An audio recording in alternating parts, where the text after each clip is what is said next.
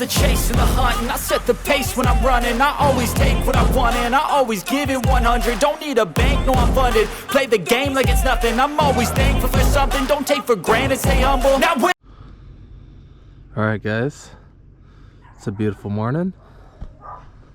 Thought I'd show you that. And we got an 8 o'clock appointment, so let's get to it. Alright, so we're here at the steel plant. I've actually been here before when I was doing trench safety. This is the company that actually made and manufactured our steel plates that covered holes on the road, and we use steel plates for shoring and stuff with our trench boxes. So worked with these guys before, and they're very efficient. I've only been here for 10 minutes and they already got this truck unstrapped and offloaded, so should be in here soon. Alright guys, we're all loaded up. It's a 10-foot long, 2-inch thick steel plate. Got my edge protectors on here. It weighs 6,500 pounds, so 2 straps should be double the weight capacity of that. They're pretty close. Got it super tight because I find that when I strap my loads initially, I get them tight and then I go down the road a little bit and then they loosen up. So I like went all out on this because I do not want this to move. I do not want it to shift.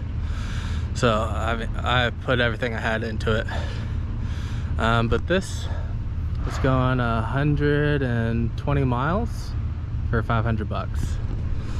So it's not what I would say absolutely great, but it pays good. But like I said before, the local stuff it's not as good as over the road, because if I did one of these every single day, that's 2,500 bucks, where last week I did 37. So need to get over the road. But right now all the brokers, it's Monday, they're being super cheap, like way cheaper than they should be, and I'm not going to take it for cheap, so I'll wait for them to adjust their prices, or hopefully I'll catch something like I did on this that pays better. So all right, I'm gonna hit the road.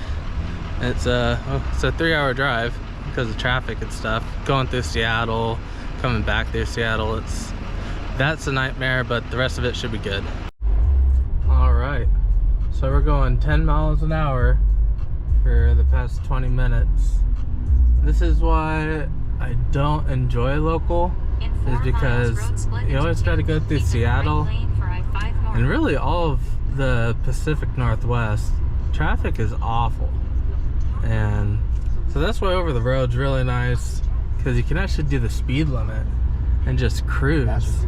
Stop and go traffic is really dangerous. People don't know how to merge. They'll jump right in front of you. I'll cut you off. There's no respect for truck drivers on the highways. So that's all I got. Just my little rant, I guess. We'll see you at the drop. Alright, so we made it to our drop location. The route getting here is not the most truck friendly. Took me through like some city streets and some neighborhood. Luckily there's no traffic, so I was able to move around, but I wouldn't call it a truck friendly route. But yep, we're here, we're gonna drop this off, and yeah, just waiting for someone to come out here and pick it up. Alright guys, here's our mileage. 189 miles, 11.7 miles per gallon. This load paid $500. This is all miles with deadhead, so it's $2.64. So not great, I guess.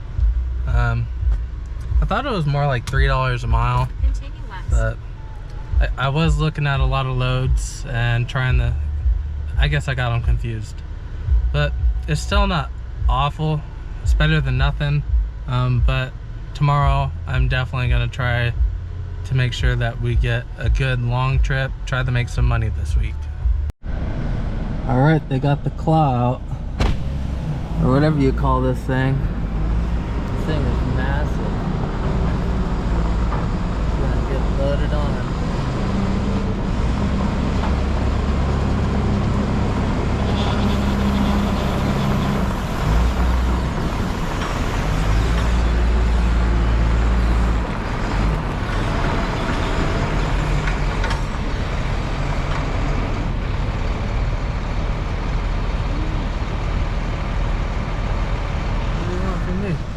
Maybe he wants to talk to me. All right, guys, we're all loaded. We've got our edge protectors on. Didn't check, make sure we're not touching the straps so we don't cut a strap. That was tragic last time. And I still haven't replaced it. This one's close. It's a finger, but shouldn't reach. This one's a finger as well, but shouldn't reach. I might grab some cardboard, put in between there, just to be on the safe side. But this guy loaded it really well.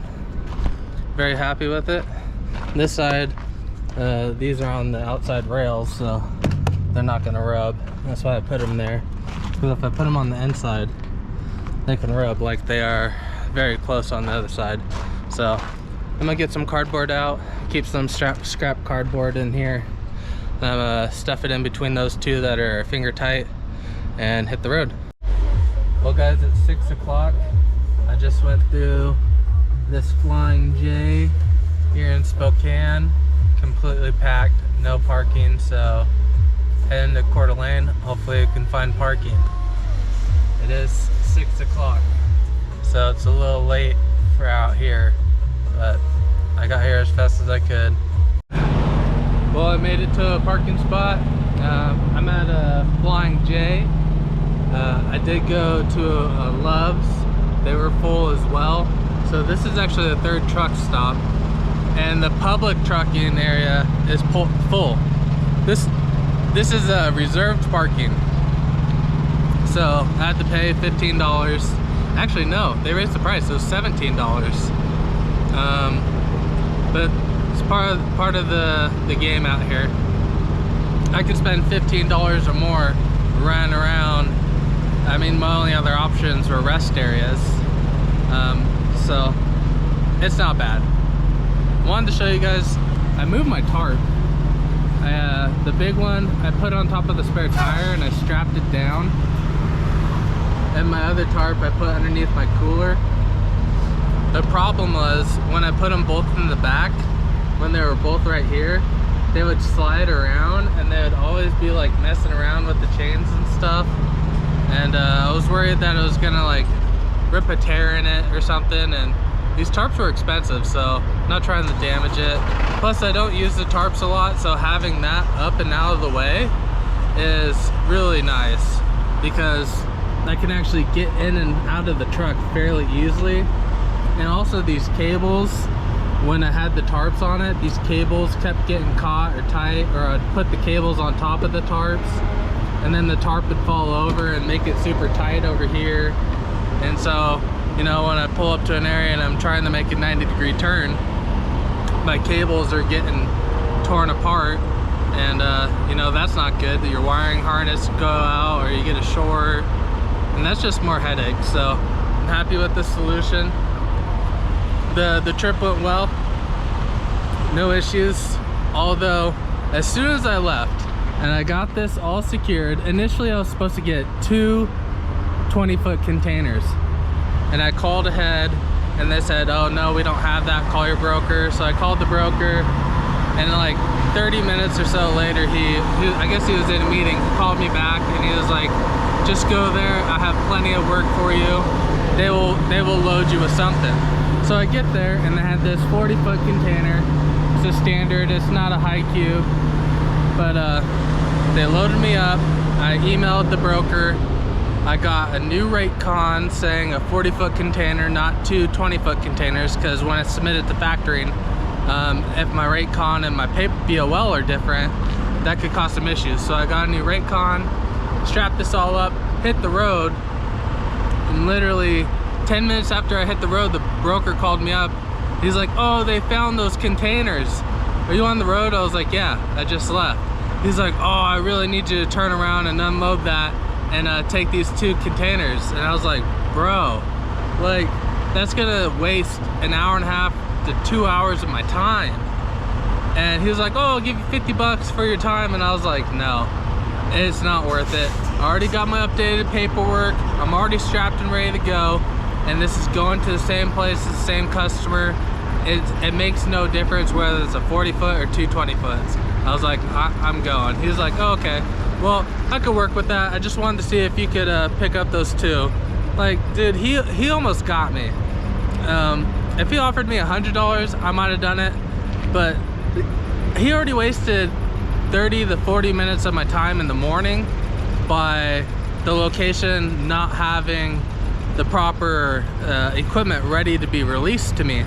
So then going back around, it would waste so much time. And I pulled up here in Spokane at 6 o'clock. All the truck stops are full. They'll fill up at 5. So yeah, be mindful of that. Always know where you plan on shutting down, where you're gonna park, because parking out here is crazy. We really do need the government. I hate the government, but I believe a bill passed that's gonna help the trucking industry, and we really need that money and those funds to go to more truck stops, more parking, especially in huge cities. Every time I go to Portland, doesn't matter what time it is, always packed. There's no parking. You might find 1 or 2, but it's a situation that needs to be addressed. Here in Spokane, there was 1 truck stop, had 10 parking spots. 10. That is not enough for the industry. The other location had 60. I didn't even go to the 10. I went to the 60, completely packed. Went to Love's, they have 80, completely packed. Went to Flying J, they have 100, completely packed. But at least at this location they had reserved, so that saved me. But that's all I got. That's my little rant. I'll see you guys in the morning. All right, guys, I'm here at this random drop yard, which is nicer than being in the city, because I'm pretty sure their retail office is like in the city of Spokane. So this is actually works out better. But the customer's trying to complain that I didn't call yesterday when I left with the load. And he's like, well, it said on the paperwork you have to call and let me know an ETA for arrival. And I was like, well, first of all, when I leave, I have no idea what my ETA is. It's gonna take me a couple hours, you know, things happen. Like, I will call you 2 or 3 hours out, you know? And then, sorry, battery died. But anyways, so he's saying that, you know, normally we wouldn't get unloaded the same day. And, you know, I actually texted him at 7 o'clock this morning because I saw online his business opens at 8. And I just said, hey, you know, this is my company. I have that container. I'm in Spokane, you know, 10 minutes away. I'm sitting idle, waiting for instructions when I can make this delivery, because I knew it was an off-site location because the broker told me. And so anyways, he's trying to give me some crap, trying to make me feel bad and all this stuff. And then he calls me up later and he's like, hey, is there another truck there? There should be another truck. 2 of you guys left yesterday. So he already knew that both of us picked up yesterday. And here he is. He just pulled in like 5 minutes ago. So this guy is trying to act like he didn't even know we were coming. He knew that we got loaded late because the broker was like super busy in the morning and couldn't get paperwork taken care of, and there's issues like I told you about. So he knew, because there was many conversations between the broker and the shipper and all this stuff about trying to figure out what container I'm taking. So he's trying to play dumb, trying to make me feel bad. I'm not buying it. Anyways, you know, I was told to, well, he called me up after like 10 minutes and I was already in the middle of unstrapping everything. But he said there's some colorful containers and he said stage up over here. So I was in the middle. So I pulled up over here to make sure that I get first dibs on getting offloaded. And I just realized this shipping container doesn't have forklift pockets. And the last shipping container I picked up that didn't have forklift pockets, they were like, oh, you gotta put it on dunnage and all this stuff. And you remember that was a nightmare load. You need at least 3 minimum pieces of dunnage. I would recommend 4 probably, to evenly distribute the weight over your trailer. Otherwise it just creates a lot of high pressure points, and that's not good for your trailer. It breaks wood, breaks welds, and extra, stress on the trailer. But they didn't put dunnage on this, so I don't understand why they wanted dunnage on the other trailer, because realistically you can see these are lips from them picking it up with the forklift, but they don't even have to do it from the side. In the back and in the front they have forklift pockets and an opening. And that other trailer I picked up and used dunnage on had the same thing. So they could just come back here, pick it up, put some blocking under wherever they need it, and then come in the side and pick it up just like normal. So I would stay away from using dunnage, because there's no excuse. It's super dangerous. It's more stress on your vehicle and everything. And if the forklift is strong enough to pick it up from the side, it's strong enough to pick it up from the back and put in blocking. So that's all I got. I did look on the load board to try to find loads this morning, and there are a couple loads, but they're brokers with bad credit, brokers that I can't use for factoring, brokers that are saying cash on delivery. But are you gonna trust a broker for cash on delivery that has a negative credit score? Is it gonna be cash? When they say cash, a lot of times they're writing you a check. A check is an IOU, that is not cash. So I just have too many concerns. If you guys are more familiar about cash on delivery, let me know in the comments, because this is a great load. It pays decent. It's like $2.90 a mile, and heading in a good direction into Oregon where there's a lot of hot loads, and it's a tractor, and it weighs a lot, but it's a tractor. I could put it right over the axles and it'd be good. But I'm very skeptical about working with a broker with a bad or no credit score that I can't factor and saying cash on delivery. So I might just deadhead home. Kind of sucks, but what I realized last week, I did do a lot of deadhead last week, but also did make a lot of money last week. So time is money, and I've been looking out here and there's nothing. And then the one broker that does have something posted that I can move won't work with me because I don't have a year of experience or a year of my MC number being active. So it's essentially useless. Now I looked yesterday before I left, and I looked today. That's 2 days of looking. I'm not going to spend any more time on it, but all right, I'll let you know when I have something else. All right guys, so I went over and I talked with that gentleman over there in that HotShot, and he said he called yesterday after he got loaded in Tacoma and let him know that he would be here in the morning. I texted the guy at 7 a.m. and told him I'm ready to go. He told the other gentleman that actually called, he was like, oh, well, I don't think you called. He's like, no, I called. He's like, oh, okay. He's like, well, just show up and someone will be there. Well, I've been here for an hour now and nothing. I mean, the first 30 minutes, it was nice. Took my time to secure all my straps and put all my load securement away. That's whatever. But now it's been 30 minutes of nothing. I have been looking on the load board. There are, I don't know, it's 9 a.m. and there's loads actually like popping up. Boom, boom, boom. But they're popping up in the Tacoma, Seattle area, not in Spokane. And so I've been messaging them, and they all want same day delivery. Well, I'm in Spokane. It's a 5, maybe 6 hour drive, depending on how things go, how many stops I need to make. And I can't guarantee a same day delivery when I'm that far away.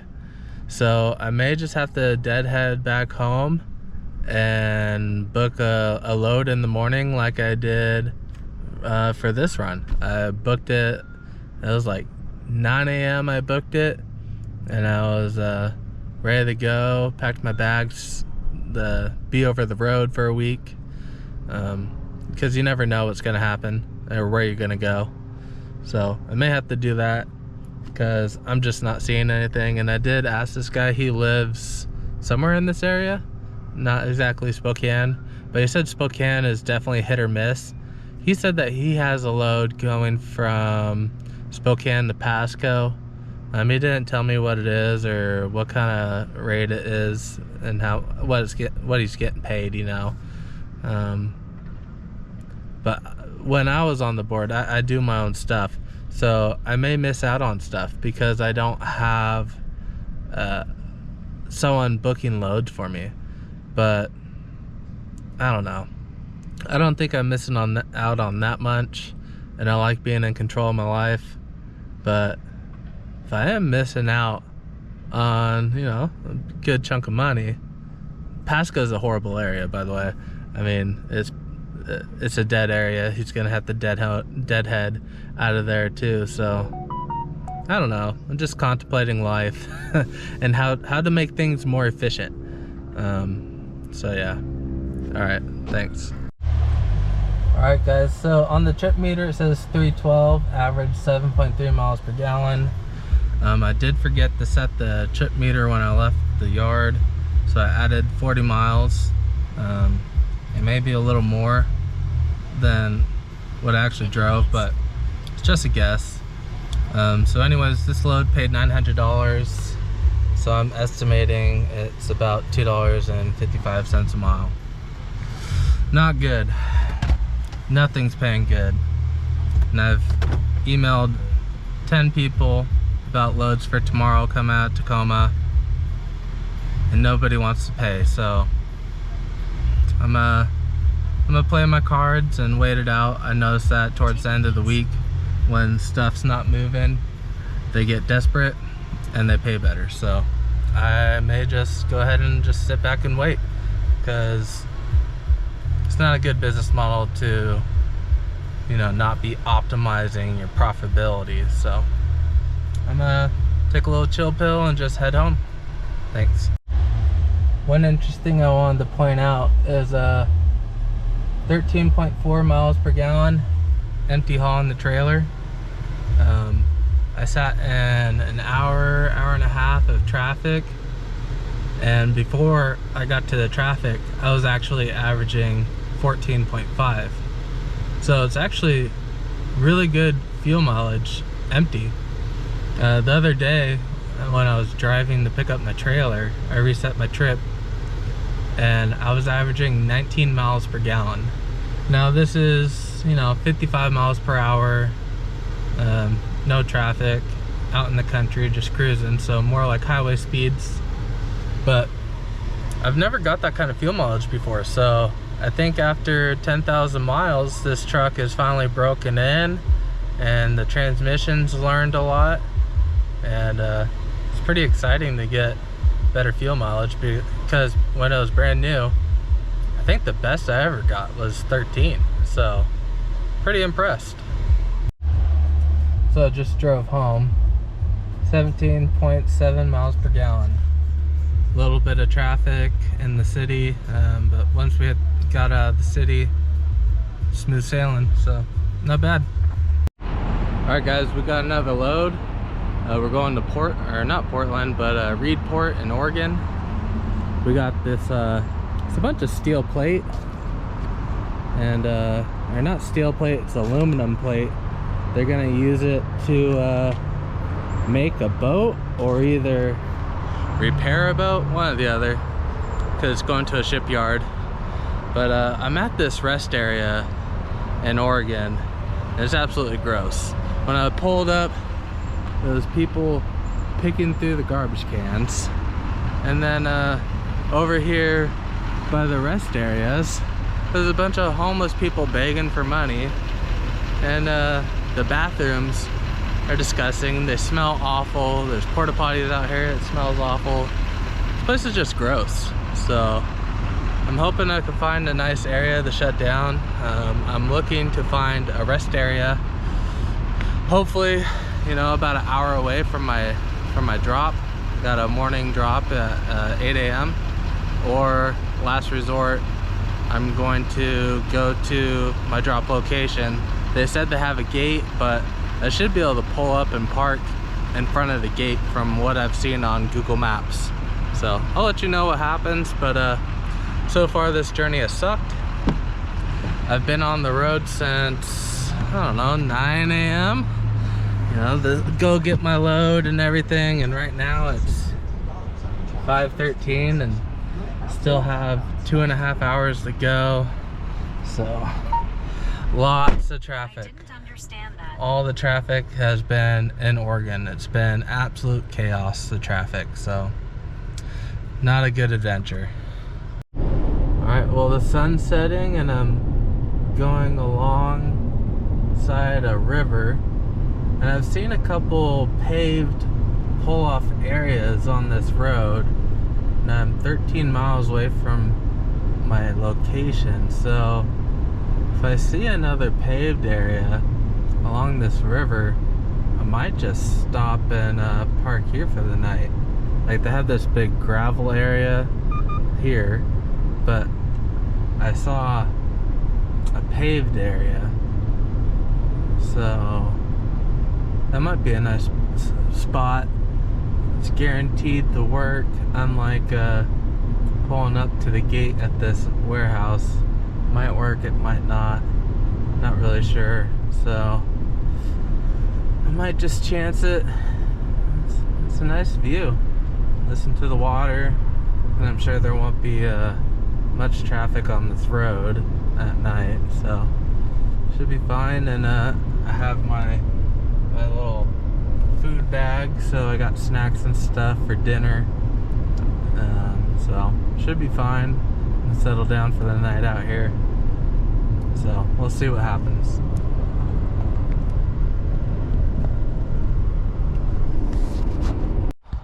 Alright, so I wasn't seeing the big paved areas anymore. I think I passed all the parks and boating docks and stuff, but I did find this long gravel pull off on my side of the road, far enough off the road where, you know, I'm not worried about getting hit by cars and stuff. But look at my view. It's like camping. So yeah, I'm gonna shut down here. I've never been down this road. I've never been in this area, so this is as good a spot as any, I guess. I'll let you guys know how it goes in the morning.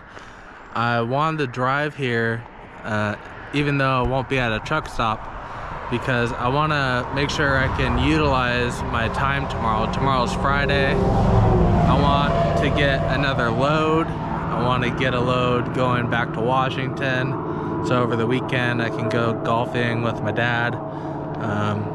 Think it'd be fun, but need to get a load, so I want to make sure I have all 11 hours of driving so I can make that drop or go back to my yard and deliver it Monday.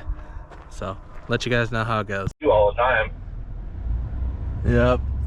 Taking a little GoPro footage of this shipping bay that I'm leaving, where they're building all these boats.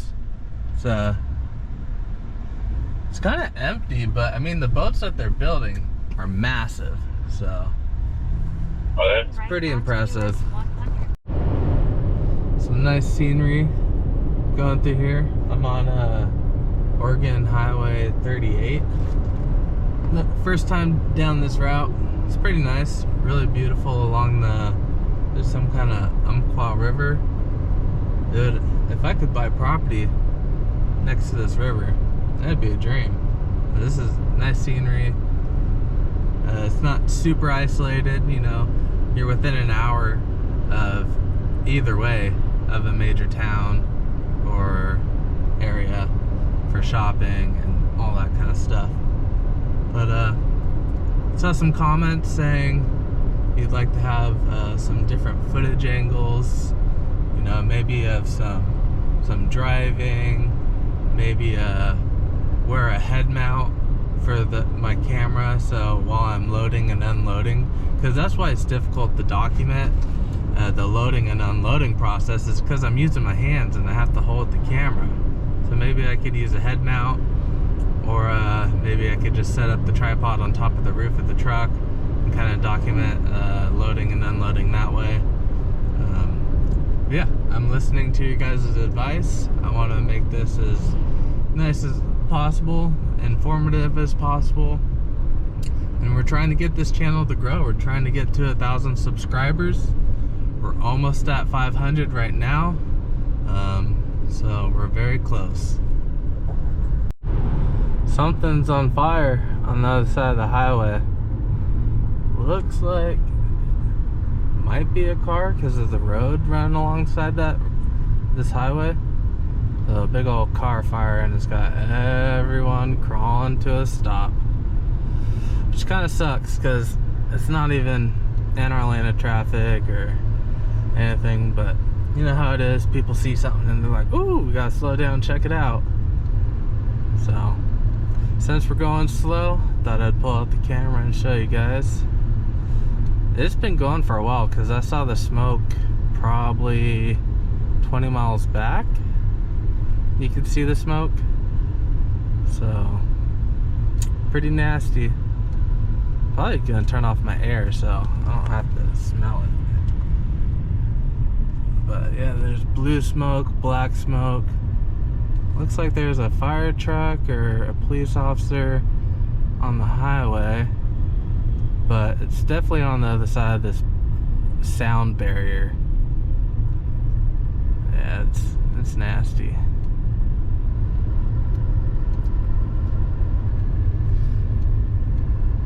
Bad day. Someone's having a real bad day.